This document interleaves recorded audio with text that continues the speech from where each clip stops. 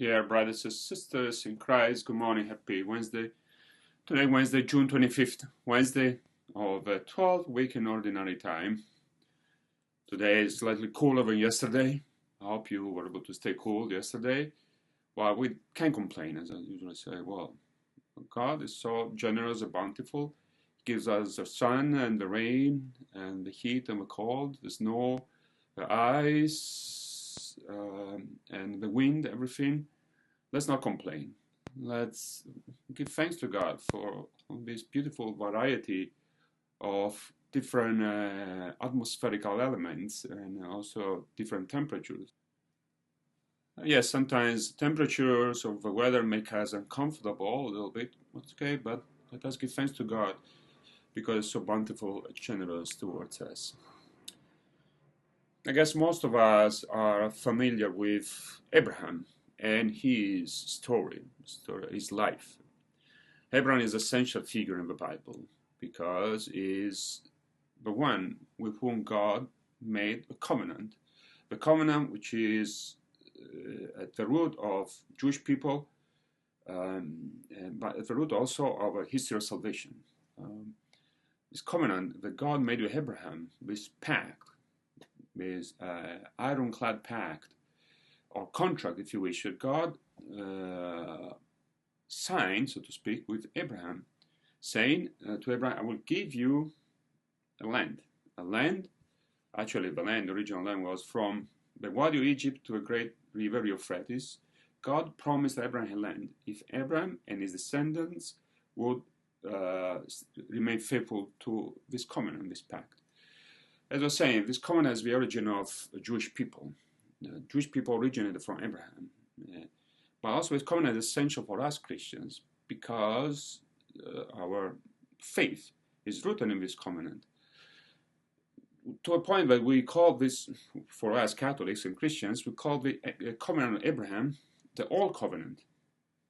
The Old Testament in the Bible, actually the right word should be Old Covenant, this Old Pact. But this pact has been renewed and modified, but has been renewed in Jesus Christ, the New Covenant, New Testament. There is a new promise. God made a promise, a new promise, not to a specific people, descendants of Abraham, to everyone. God promised not a land, well, promised heaven, if you wish, but heaven is more than a place. And heaven is really to be with God. The promised land is to be with God, eventually in heaven forever, but to be with God starting here on earth. So this is what God has promised us. But this covenant is rooted in Christ himself, in Jesus himself. He is the contract, so to speak, the living contract, living testimony of this covenant. I encourage you to go and read the first sermon today, taken from the book of Genesis, in which God made a covenant with Abraham. Remember also Abraham didn't have offspring, he didn't have children. God promised him descendants as numerous as the stars in the sky. Look up at the sky and count the stars if you can. Just so, God added, shall your descendants be.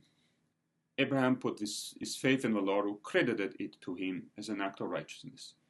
And then I encourage you to continue to read because this very dramatic scene of how this covenant really was established. It was not just exchanging words.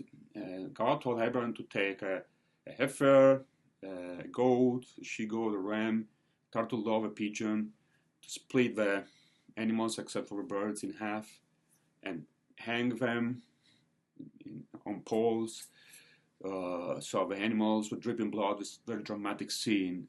Abraham spent the afternoon chasing birds of prey away.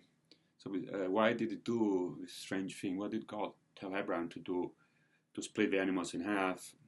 Because then later on at night, Abraham saw a smoking fire pot and flaming torch. The fire pot represents God, the torch Abraham, and passing through the animals.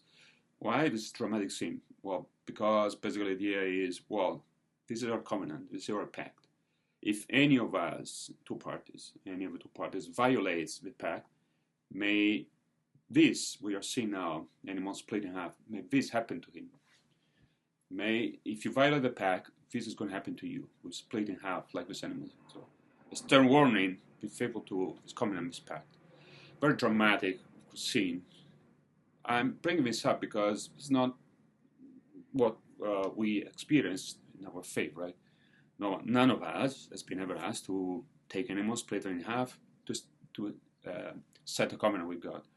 Our covenant is written not in a piece of paper, on the heart.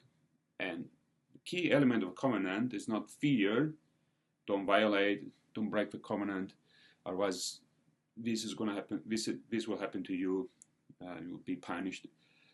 Our covenant with God is rooted in faith in Christ, in trust in God. The only condition to receive the benefits, the promise, the reward of His covenant is to be faithful to Christ, to believe in Christ, because the reward is God Himself. And the only condition to receive God is to believe in God and to strive to do His will as best as we can. Take care, God bless.